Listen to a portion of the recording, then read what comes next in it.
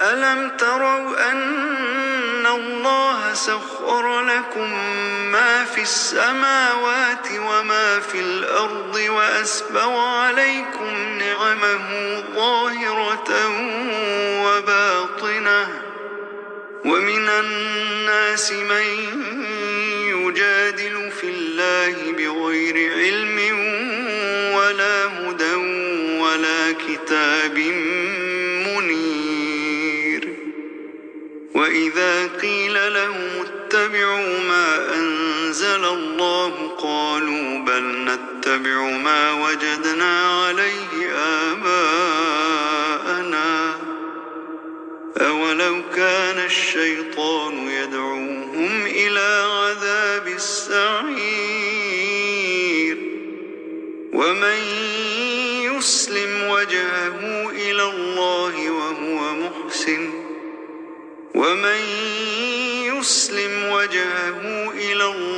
وهو محسن فقد استمسك بالعروة الوثقى وإلى الله عاقبة الأمور ومن كفر فلا يحزنك كفره إلينا مرجعهم فننبئهم بما عملوا إن الله عليم بذات الصدور نمتعهم قليلا ثم نضطرهم إلى عذاب غليظ ولئن سألتهم من خلق السماوات والأرض ليقولن الله قل الحمد لله بل أكثرهم لا يعلمون لله ما في السماوات والأرض إن الله هو الغني الحميد.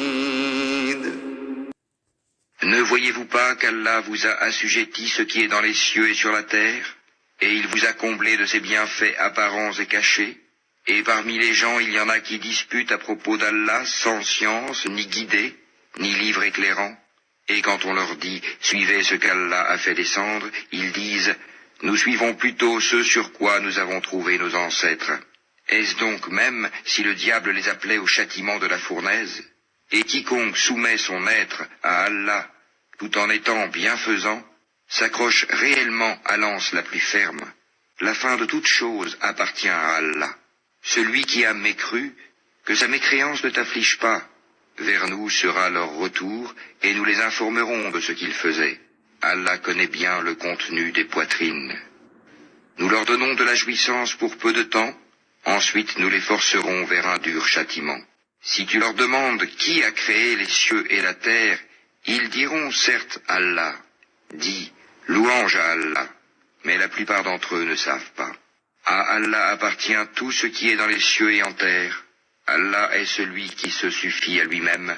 Il est le digne de louange. Assalamu alaikum wa rahmatullahi wa barakatuh. Que la paix soit sur vous ainsi que la miséricorde et la bénédiction. Nous nous retrouvons pour le 7e épisode de notre série sur la méditation autour du Coran. Aujourd'hui, nous allons nous arrêter à la sourate Luqman, la sourate 31, au verset 21, précisément, le passage qui vient d'être cité, mais qui va tourner précisément sur le verset 21. Au verset juste avant, le verset 20, Allah subhanahu wa ta'ala interpelle l'humanité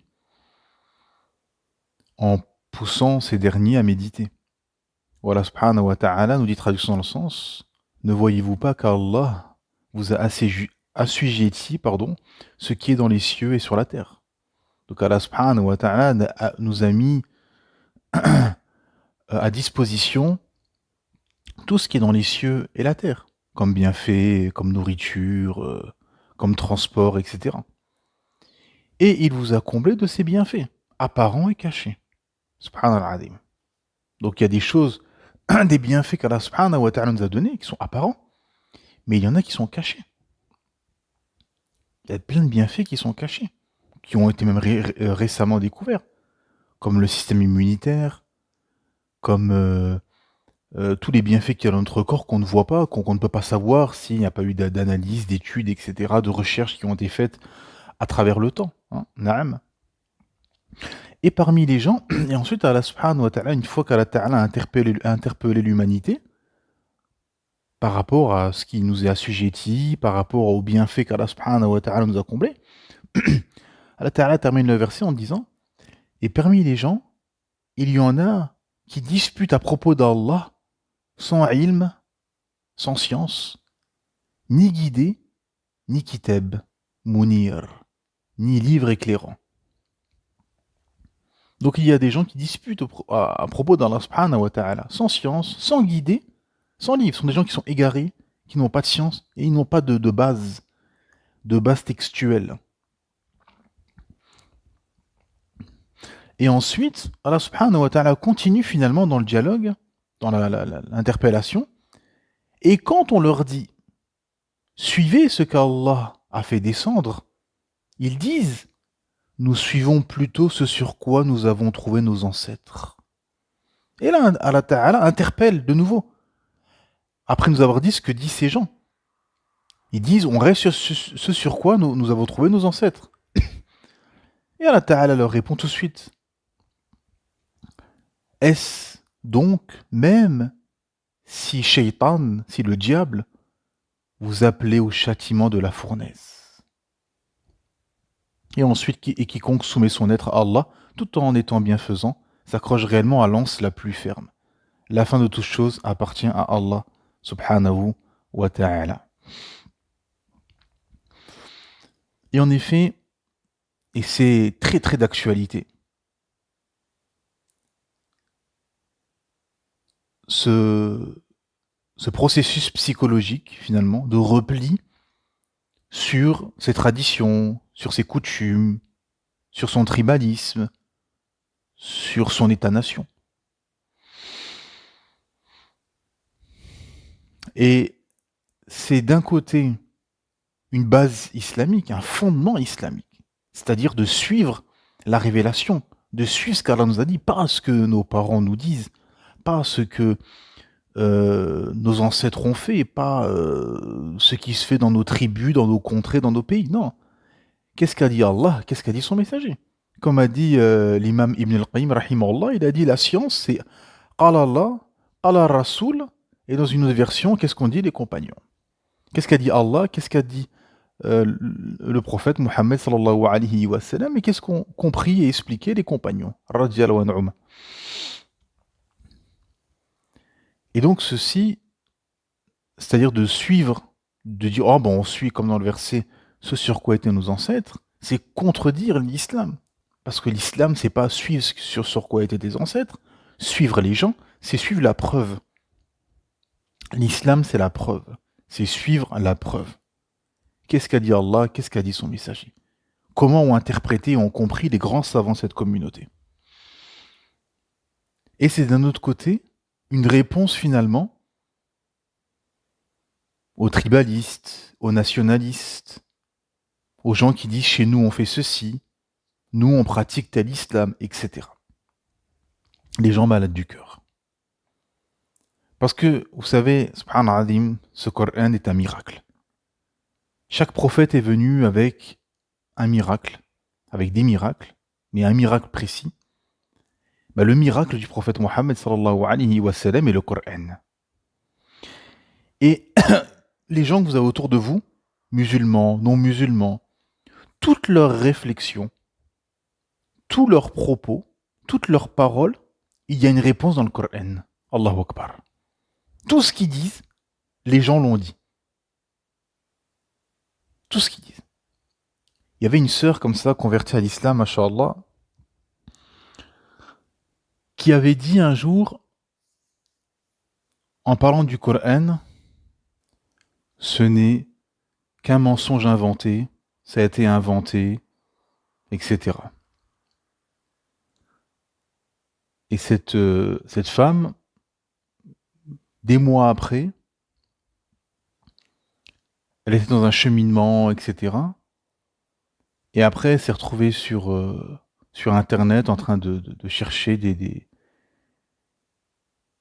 textes religieux. Elle est arrivée sur le Coran, elle est arrivée sur la sourate Saba, la sourate 34, et elle est tombée sur le verset 43 qui dit « Et ils disent, ceci le Coran n'est qu'un mensonge inventé. Et ceux qui ne croient pas disent de la vérité quand elle leur vient, ce n'est là qu'une magie évidente. Oh. » Et elle a été subjuguée parce que c'est exactement les mots qu'elle avait prononcés quelques mois auparavant. Allahu Akbar. Et alhamdulillah, c'est par la suite converti à l'islam. C'est-à-dire que tout ce que les gens vont dire, mes frères et sœurs, il y a la réponse dans le Coran. Parce que l'humain a les mêmes réflexes. Peu importe des quatre coins du monde qu'il vient, il a les mêmes réflexes. L'âme tend vers le mal, tend vers les passions. Et quand l'humain veut quelque chose ou ne veut pas quelque chose, il y a tout un mécanisme psychologique qui va se mettre en place avec des arguments et des réflexes préétablis. Et en effet,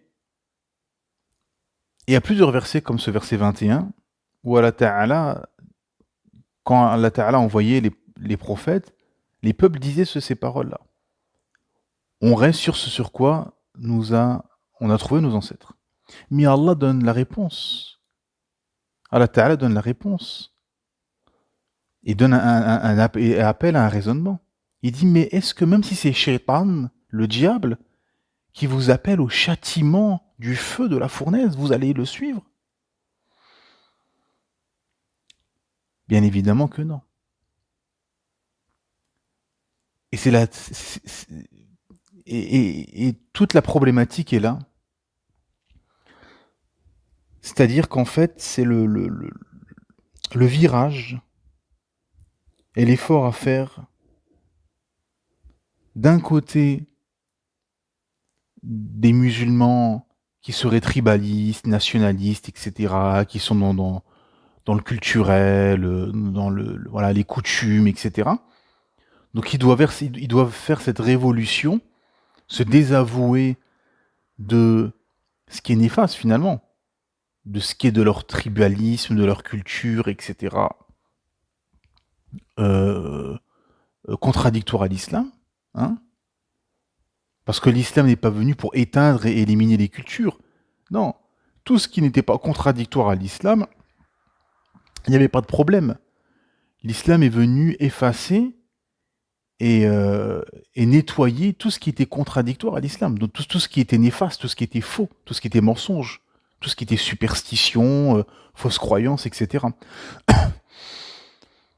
Et donc ça, c'est l'effort à faire de musulmans culturels qui sont dans un islam culturel, sans conviction, etc., qui suivent, qui pratiquent un islam mélangé avec les coutumes, les traditions, etc. Donc il doit faire cet effort de revenir au texte, revenir à la preuve, au Coran et à la Sunna, et à la compréhension des Salaf Salih, des pieux prédécesseurs, et parce que pourquoi on parle de pieux prédécesseurs, on entend souvent ça, revenir à la compréhension des Salaf Salih.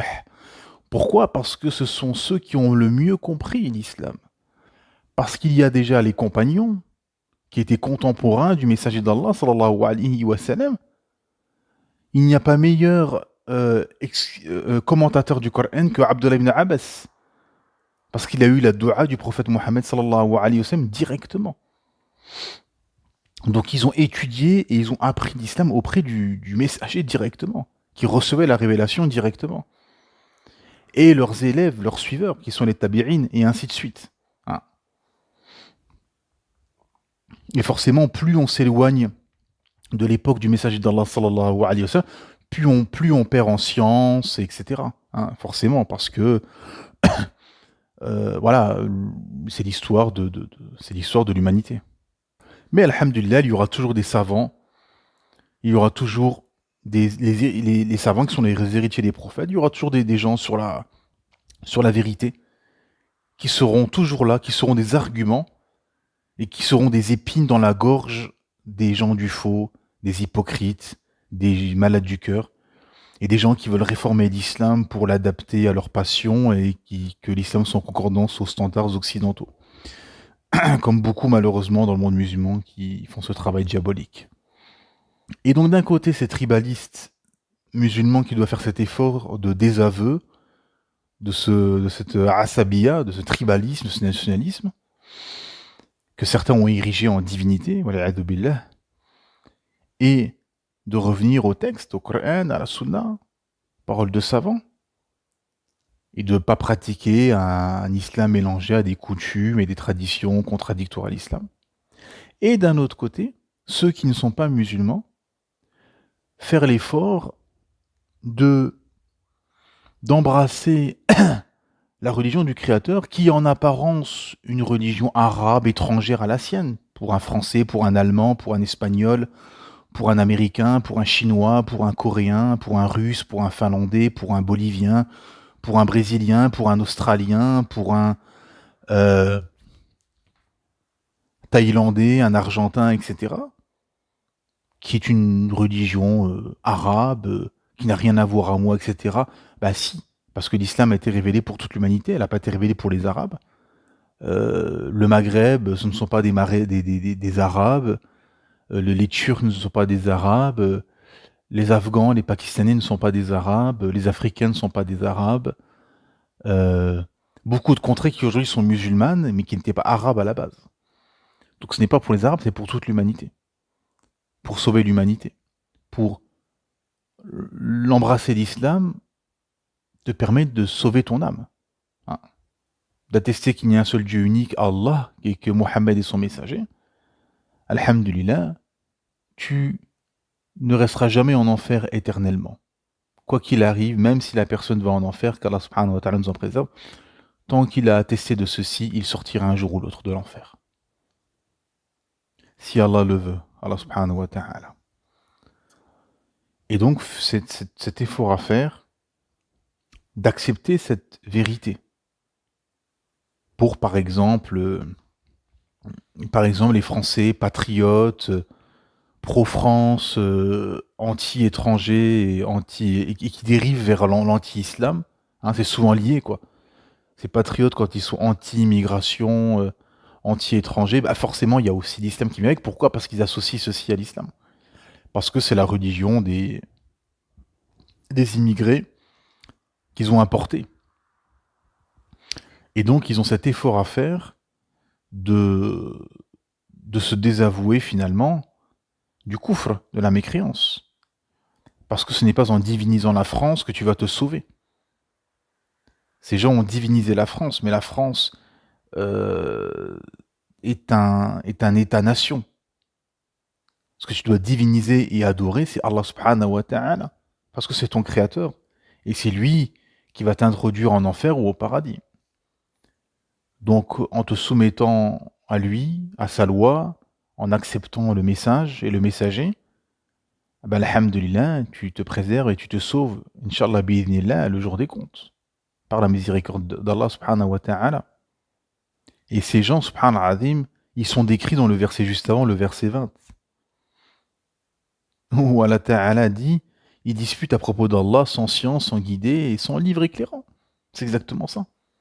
Quand tous ces gens qui combattent l'islam, tous ces patriotes, tous ces gens qui sont sur les réseaux, YouTube ou sur les plateaux de télé et qui combattent l'islam, ils disputent de l'islam, ils disputent d'Allah subhanahu wa ta'ala sans science, sans guidée, sans livre.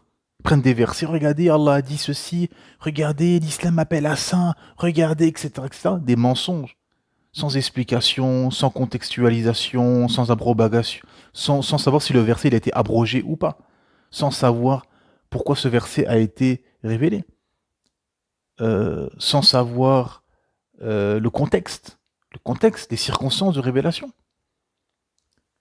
Donc, comme dit dans le verset, sans science. Ils disputent, ils débattent, etc. Sans science, sans guidée, et sans livre. Et qu'est-ce qu'ils font? Et qu'est-ce qu'ils disent dans le verset juste après? Non, nous suivons nos ancêtres. Moi, je suis gaulois. Je suis gaulois. mes ancêtres étaient en Gaule, étaient dans la Gaule, je suis français et je reste. Comme les Qurayshites. Extraordinaire, hein? Comme les Qurayshites, c'est la même chose.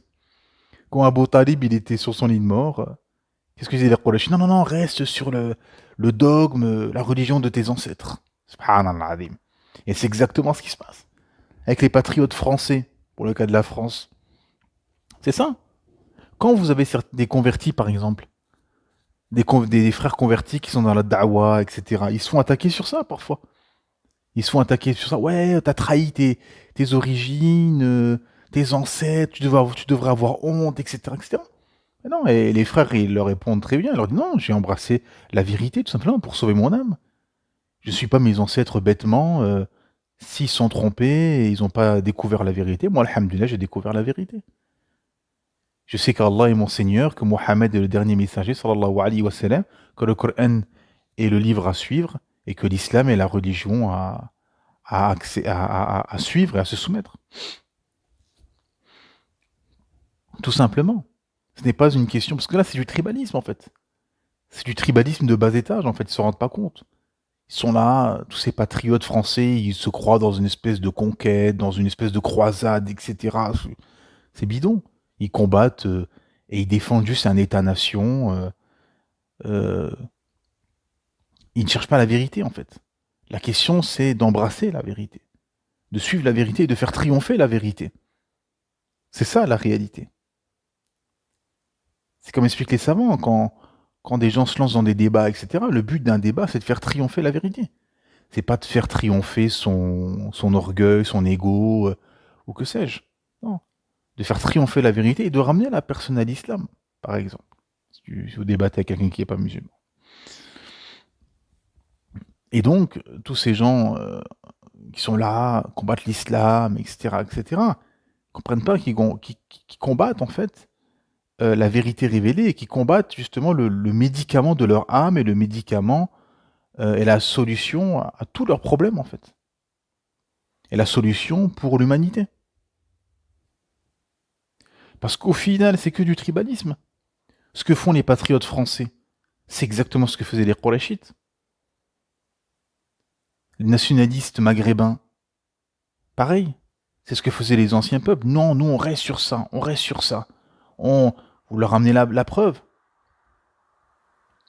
Voilà le Coran, voilà la Sunna. Non, non, non, moi je suis comme ça, moi c'est comme ça. Moi, mes ancêtres, ils étaient comme ça, etc.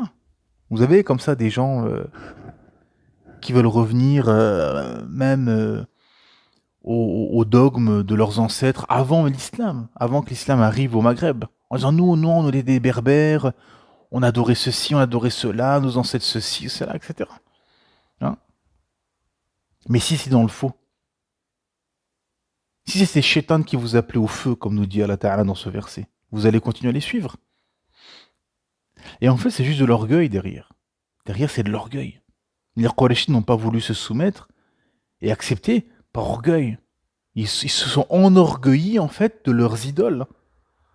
De leurs idoles et de leurs traditions, de leurs habitudes, de leurs coutumes.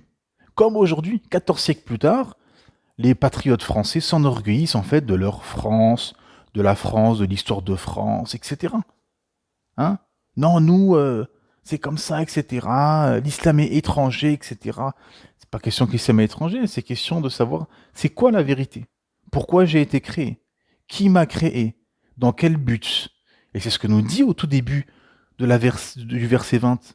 Ne voyez-vous pas qu'Allah a assujetti ce qui est dans les cieux et sur la terre? Et il vous a comblé de ses bienfaits apparents et cachés. Et donc, comme on a expliqué, Allah Ta'ala a interpellé euh, ces, ces gens qui discutent à propos d'Allah, sans science, sans guidée, sans livre. Ils suivent leurs ancêtres et Allah Ta'ala leur dit, mais même si c'est Shaitan que vous appelez à la fournaise. Et ensuite, au verset 22, et quiconque soumet son être à Allah, tout en étant bienfaisant, s'accroche réellement à l'anse la plus ferme. La fin de toute chose appartient à Allah. C'est ça l'anse la plus ferme. C'est là que tu t'accroches à la vérité. Pas à une gloire passée, pas à une pseudo-gloire passée, pas à un État-nation, pas à une histoire d'un pays, etc. Non, à la vérité révélée. Et un peu plus loin, au verset 25 et 26, si tu leur demandes qui a créé les cieux et la terre, ils diront certes Allah. Dis, Alhamdulillah, louange à Allah, mais la plupart d'entre eux ne savent pas. À Allah appartient tout ce qui est dans les cieux et en terre. Allah est celui qui se suffit à lui-même, et il est le digne de louange. Effectivement, autour de ces versets, on voit qu'Allah Ta'ala interpelle l'humanité. C'est lui qui a créé les cieux et la terre. Il nous a assujetti ceci, tout ce qui est dans les cieux et la terre, pour nous, pour notre bienfait. Et il nous a comblés de bienfaits, qu'ils soient apparents ou cachés. Donc c'est là le postulat de départ.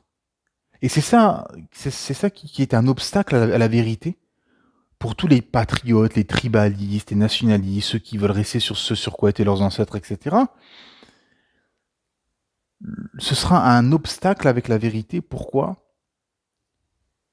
Parce qu'ils partent, leur postulat de départ, c'est qu'ils partent ils ont comme base de départ de leur État-nation, leur histoire, leur identité nationale, etc. Ils partent de là. Donc eux, ils s'accrochent à ça comme un dogme, comme une divinité. Donc forcément, l'islam est un autre dogme. C'est ça que aussi beaucoup ne comprennent pas. Beaucoup de musulmans qui tendent vers des idées gauchistes, antiracistes, etc. et qui disent à chaque fois ah, ah, c'est du racisme, c'est du racisme. Non, c'est pas du racisme, c'est un combat d'idées. Parce que eux, ils ont un dogme, ils ont une croyance, voilà, ils adorent la France, l'État-nation France, c'est leur divinité. Leur dogme, c'est la République, la laïcité, la démocratie, etc. Leur histoire, ben, c'est l'histoire de France. Et donc, l'islam vient comme un autre dogme. Un dogme, une divinité à adorer Allah subhanahu wa ta'ala, qui est la vraie divinité, le créateur, le seul à être adoré, Allah subhanahu wa ta'ala, le dogme, l'islam et l'histoire, ben, l'histoire des prophètes. Toute la prophétie en fait, de Adam jusqu'à Mohammed sallallahu alayhi wa sallam. Et donc ça vient comme un concurrent, donc c'est pour ça qu'ils se crispent et qu'ils combattent l'islam. Parce que eux, ils ont choisi un autre chemin, un autre dogme. Ils ont suivi ce sur quoi étaient leurs ancêtres. Mais, comme dit le verset, ça les appelle au feu. Parce que le jour du jugement, c'est pas ton État-nation maghrébin, ton État-nation européen, c'est pas l'histoire de ton pays, c'est pas les coutumes et traditions de ton pays qui te sauvera, non. C'est ta soumission à Allah subhanahu wa ta'ala. C'est ce que tu as fait. Les bonnes œuvres que tu as fait, ta soumission à Allah, ton cheminement, etc. Via la miséricorde d'Allah. C'est ça qui va te sauver. Le reste, non. Le reste est nul et non avenu. Et donc ce postulat de départ, de s'accrocher à son État-nation, ses traditions, ses coutumes, ses habitudes, fait que ceci sera un obstacle avec la vérité. Et c'est c'est un mauvais départ. Le départ, et Allah Ta'ala donne la solution du départ, d'un cheminement et d'une réflexion profonde. Allah Ta'ala nous dit, ne voyez-vous pas qu'Allah vous a assujetti ce qui est dans les cieux et la terre, et sur terre, et il vous a comblé de ses bienfaits apparents et cachés.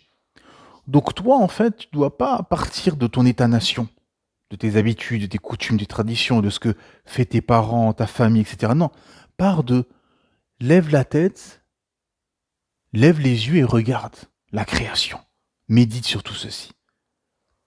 Les cieux, la terre, tout ce qui est à notre disposition. Comme bienfait où on peut se déplacer, les animaux, les chevaux, les ânes, les bœufs, qui nous permettent de nous déplacer. La nourriture, les fruits, les légumes, la viande, les poissons. Le soleil, la pluie qui permet de faire pousser les fruits, les légumes, les plantes, etc. Donc, il faut partir de ce postulat. Et là, on réfléchit. Mais qui a créé tout ça? C'est quoi le but? Est-ce qu'on a eu une révélation, un message de ce créateur, etc. Et c'est là qu'on avance, on chemine. Mais si la personne part de son état-nation, de sa tribu, etc., qu'elle l'érige en divinité, ah ben ça sera un obstacle à terme avec la vérité. Ça sera un obstacle avec la vérité, en fait. Et inéluctablement, et c'est là la deuxième étape, c'est que inéluctablement, une fois que tu vas te désavouer, que tu vas trancher avec ce sur quoi étaient tes ancêtres, ou ta famille, etc., eh ben oui, tu vas te mettre à dos une bonne partie de la société. Tu vas te mettre à dos tes semblables dans ta société, comme j'ai dit tout à l'heure, par rapport au cas des convertis, où ils sont traités de traîtres par des Français de souche, et par ta famille. Et tu seras combattu, bien évidemment. C'est ça qu'il faut comprendre aussi. C'est que si, par exemple, dans ta famille, ils pratiquent un islam édulcoré, avec des coutumes, des traditions, des innovations religieuses, etc., et toi que tu viens leur expliquer que non, ceci n'est pas authentique, etc., et qui vont te répondre oui, mais nous on fait comme au bled, on faisait comme ça, ou bien mon grand-père, c'est mon père qui m'a appris comme ça, hein, c'est mon grand-père, non, non, moi je fais comme ça, comme il m'a appris, etc. Mais c'est faux, c'est batil. Tu vas pas continuer à faire ça. Moi je te ramène la vérité. Voilà le Coran, voilà la Sunna. Tiens, regarde, si tu me fais pas confiance, etc., voilà des paroles de savants. Tiens, regarde, c'est une vidéo, il y a un alim qui explique, etc. Et c'est là qu'on voit les sincères et les hypocrites, ceux qui sont en recherche de vérité, et ceux qui recherchent juste ce bas monde, qui sont pas dans un processus de cheminement, en fait. Ils sont dans un processus de chercher ce bas monde et prendre l'islam ce qui les arrange pas, ils délaissent ce qui les dérange, et ils restent comme ça dans une habitude pâle, pâle et médiocre, en fait. Sans révolution, en fait, sans cheminement. Et donc, effectivement, à ce moment-là, vous allez vous mettre à dos des personnes, pas pour tout le monde, mais pour, pour beaucoup de personnes, se mettront à dos lui et leurs proches. Parce ils vont se sentir trahir, se sentir que vous, voilà, comme une espèce de trahison, en fait. Comme un peu les convertis en France, avec les Français de souche, pareil dans les familles maghrébines, quand vous dites ci ou ça, non, non, non, ça c'est un truc du bled, c'est associé à de la sorcellerie ou à des superstitions. Non, non, non, c'est une bid'a, ça fait pas partie de la sunna, etc. Là, vous allez vous mettre à dos vos proches, qui vont vous combattre, etc., qui seront pas d'accord avec vous. Ça aussi qu'il faut comprendre derrière. Acceptez ceci. Vous, alhamdulillah, vous avez été éclairé. Vous avez vu la lumière, vous avez suivi la lumière, vous avez suivi le chemin. Comme Moussa alayhi salam, quand il a vu le feu dans la montagne, il a suivi, il a trouvé la vérité. Vous, pareil. Et donc, forcément, autour de vous, il y a des gens, des gens qui vont vous mettre des freins, qui vont mettre des bâtons dans les roues, qui sont contre vous, jaloux, etc. Parce que eux, ils ne sont pas dans cette étape, ils ne sont pas dans cette dimension spirituelle d'un cheminement profond révolutionnaire. Non. Eux, ils sont là dans une vie banale, pâle, où ils cherchent juste ce bas monde, et ils suivent, ils répètent un schéma qu'ils ont appris petit, en fait, sans chercher à comprendre si c'était véritablement la vérité ou si ceci était vraiment dans les textes, est-ce que le messager d'Allah sallallahu alayhi wa sallam a vraiment fait ceci ou pas, etc. Hein. Et donc ce sera un effort à faire pour ceux qui ne suivront pas leurs ancêtres et qui ne veulent pas le châtiment du feu, qui ne veulent pas suivre, même si c'est Shaitan, comme dit le verset, qui vous appelle au châtiment du feu. Non, non, non, alhamdulillah. Eux, qu'est-ce qu'ils cherchent et qu'est-ce qu'ils veulent? C'est s'accrocher à l'anse la plus solide, le verset d'après. Et quiconque soumet son être à Allah, tout en étant bienfaisant, s'accroche réellement à l'anse la plus ferme. Effectivement. Et chacun doit se poser la question réellement et profondément, qu'il soit musulman d'héritage ou pas musulman, se poser la question, je suis qui finalement? Qui je suis? Et ceux que je suis, est-ce qu'ils sont sur la vérité? Le pays, l'histoire de mon pays, ce qu'on m'a appris depuis petit, les personnages glorieux qu'on m'a vendus depuis tout petit, etc. Sont des gens de vérité? Sont des gens qui appellent au bien ou sont des gens qui appellent au feu? Est-ce que si je suis ce sur quoi étaient mes ancêtres, je vais gagner dans ce bas monde et j'aurai l'agrément du Créateur dans l'au-delà et j'irai au paradis? Ou bien tout au contraire, je risque l'enfer si je continue à suivre mes ancêtres? En effet, si les gens s'accrochent à ce sur quoi étaient leurs ancêtres et qui n'était pas la vérité, bah, ils risquent le châtiment. Et donc chacun doit se poser la question. Est-ce que tu suis la vérité ou est-ce que tu répètes un schéma et tu suis euh, dans ton être, dans ton psychisme, dans ton mécanisme de pensée, tu suis, tu répètes un schéma, tu répètes des choses sans savoir si c'est la vérité, si c'est bien, ou bien non, stop. Je vais faire une révolution, je vais réfléchir, je vais méditer et je vais essayer de chercher et de trouver la vérité. Voilà. C'est ça le fond. Et chacun doit faire cet effort. Parce que, au bout du chemin, il y a ou le paradis ou l'enfer. Faut pas se louper. Et il ne faut pas suivre sans se poser de questions. Non. Il faut remettre en question, réfléchir, cheminer, partir d'un postulat de départ de méditation, de contemplation de la création. Et ensuite on avance et on recherche la vérité. Et on se désavoue de tout ce qui est faux et inventé. Et même si c'était nos ancêtres, de plusieurs générations, nos propres parents, qui étaient sur une idée, un dogme, une croyance, mais si ceci est faux, à ce moment-là, il faut faire l'effort de se désavouer et d'aller vers son Créateur Allah Ta'ala et de rechercher la vérité. Parce que comme Allah Ta'ala dit, même si c'est Shaitan, le diable, qui vous appelle au châtiment de la fournaise, au feu, vous allez continuer à le suivre? Non. Vous allez raisonner, Inch'Allah bi'idhnillah, et revenir à Allah subhanahu wa ta'ala pour vous sauver et pas suivre sans réfléchir comme des animaux qui iraient à l'abattoir. Subhanakallahu bihamdik, ashhadu an la ilaha illa ant, astaghfiruka wa atubu ilayk.